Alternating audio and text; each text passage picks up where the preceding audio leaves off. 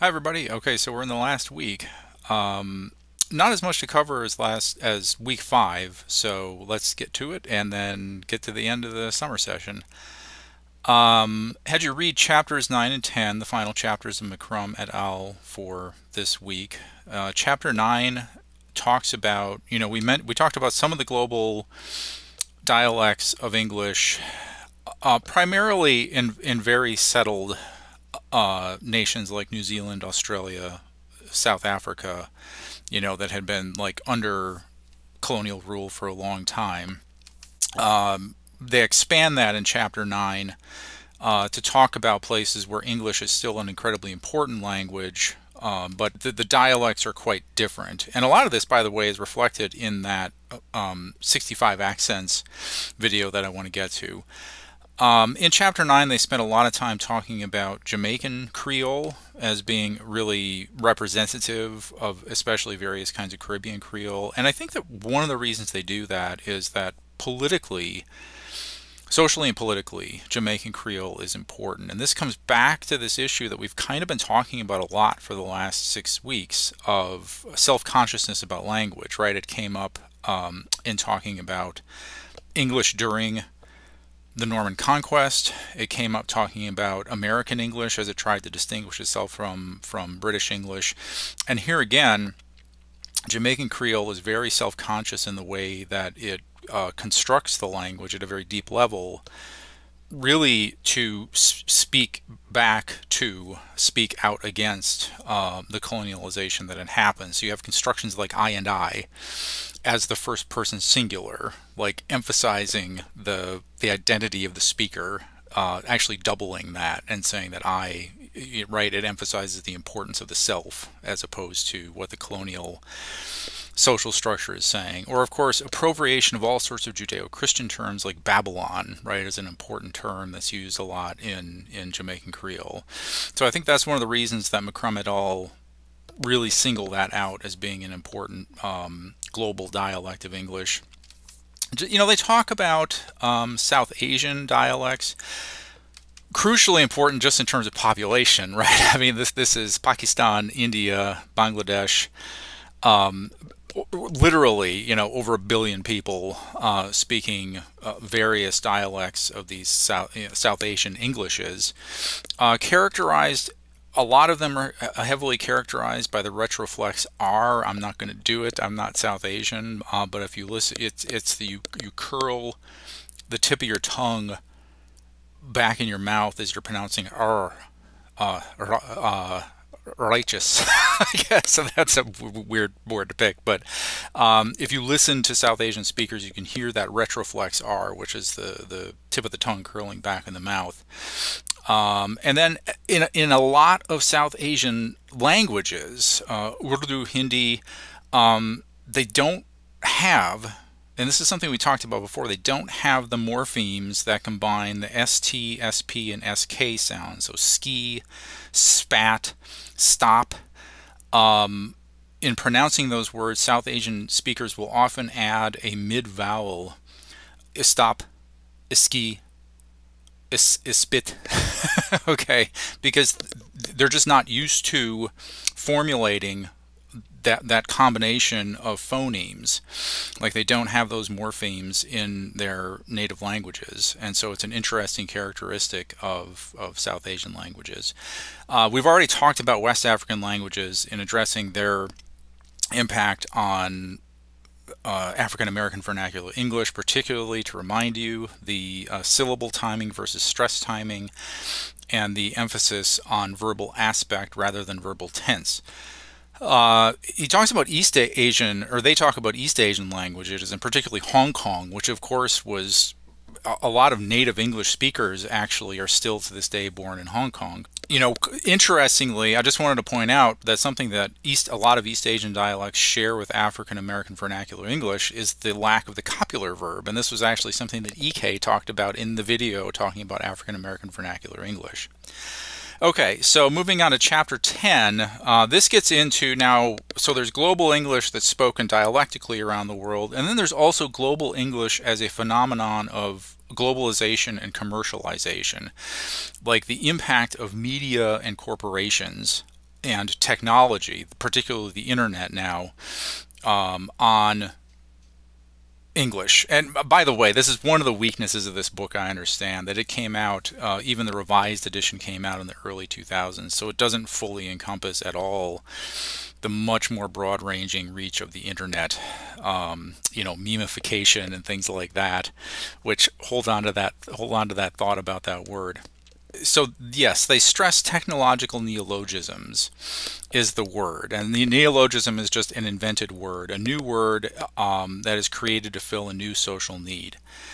One of the things that I did not address, because we were talking about other stuff when we were talking about foreign loan words, like from Latin, French, Spanish, and things like that. How do linguists judge when a word has actually entered into a language, if that makes sense? I mean, croissant, croissant is a clearly English word now. I mean, it was obviously French to begin with. So how do you measure that? Well, the two tests that linguists use can it change parts of speech, and can it take or create new derivational morphemes? Okay, now let's just stop and think. The absolute, if you're thinking about technological neologisms and changes of parts of speech, the absolute easiest example of this is for you to Google it and think about what I just said. Right? Because Google originally is the name of a company based, by the way, on the name of a number. If you don't know that, look up the history of the word Google. And now, of course, so it was a noun, in other words. And now in common parlance, I mean, if you were to look at, as linguists do, if you were to look at sort of occurrences of the word in speech, I'm sure 90% of it will be as a verb, as people Google things. I mean, we do talk about the company Google, but Googling something has become such a impacted verb, or a common verb in the language, that it's clearly entered into the language. The other, derivational morphemes, I just gave an example of one, memification, right? So a meme, you all know what a meme is, and it's sort of actually difficult words to explain. And we're going to add ification, which is just one of those morphemes that now is going to turn it into a broader general noun. It's going to change it from one kind of noun to another. Another great example of actually a new morpheme, derivational morpheme, that's going to change the type of word is the prefix e. Email was the first instance of this, which of course was just a abbreviation for electronic mail. But then you started to get e-cigarettes, you started to talk about e-filing taxes, and it has actually entered into the language as a convenient prefix, as a way of designating, right, something associated with computers or the internet or electronics. Chapter 10 also talks about coinages, which are neologisms. These are new words, but that they are meant to be memorable. And this is what's so closely tied to capitalism and to corporate culture, right? Because these are things that often advertising agencies are given a lot of money to come up with these coinages. The examples are countless. I'm just going to point out that Kleenex and zipper, both of those words, are brand names, right? And like most people get the facial tissue, right? Most people get that. Most people don't know that zipper. I forget the actual name of it. It's like self-fastening fastener or something like that. But it's a zipper. I mean, that's simply become the term in our language for that thing. And then finally, just a final point about Chapter 10 is they stress the sort of preponderance of a new type of word. It's not a new type of word. It's been happening in English for centuries, but it's become much more common in modern English, and that is the blend or portmanteau word. And this is where you just take two words and smash them together to form a new one. So like chillaxing or ginormous, right? And it has this sort of slang feel to it, and it adds both informality, and there's a sort of metaphorical poetic power to it, and it also relies on something that we talked about last week, which is prosody, right? Not all words lend themselves to being blended in this way, and the sort of linguists aren't sure why in modern sort of internet English this use of blends or portmanteau words has become so common. So hopefully you appreciated the English language in 65 accents. I think it's just a wonderful video. You know, watch it for yourself, and maybe in the Discord post talk about which pick your favorite speakers from the 65 accents. I've got a couple to talk about here. I think overall, the key thing that I want to point out is that globally, how common it is to be bilingual or more, versus you watch that video and almost all the people who only spoke one language were from Britain or the United States, which, I mean, that pretty much speaks to linguistic imperialism right there. Like, we don't need to learn other languages, so we don't. I thought the number 11, the guy with the Cuban, speaking with a Cuban English accent, everything is from the heart. I mean, it was a great sentiment, actually, because it's how you learn another language, is that you just sort of get over the fact of, like, worrying that you're going to sound stupid and just try to communicate what you're trying to communicate. I thought that was the point he was trying to make. And, you sort of just accept your own limitations and just try to get across the point. I mean, that is what language is about. Number 23, the Puerto Rican speaker living in New York City says at one point, you got to know at least a little English or you can't survive. And I mean, that, I think, also again speaks to what's going on in that video. Like, all of these people, these different people from around the world that this guy is interviewing, they can speak English because they have incentive to do so, and then vice versa, right? The native English speakers don't have to learn anything new. And then I can't not talk about number 38, which is a Palestinian English speaker sitting next to his Israeli friend, which, I mean, was just heartbreaking, but I mean, I think also kind of wonderful, right? Because it speaks to, I mean, this is one of the great reasons, one of the great motivations for learning a foreign language, right? Is it actually, like, opens up these possibilities of having new relationships. So I thought that, I mean, overall, I think the video was just really kind of powerful to watch. So then Tom Scott had a great short video on how languages steal words from each other. And of course, he's being sort of like facetious here. And he talks about loan words, which are really common. But the example that he gave of buccaneer, I thought was really great, because it shows how kind of like twisted some of these etymologies can get. Talking about algebra, he doesn't mention it, but coffee, of course, something as common as coffee has this very long, weird etymology coming from Arabic. And he makes the distinction between loan words and calques.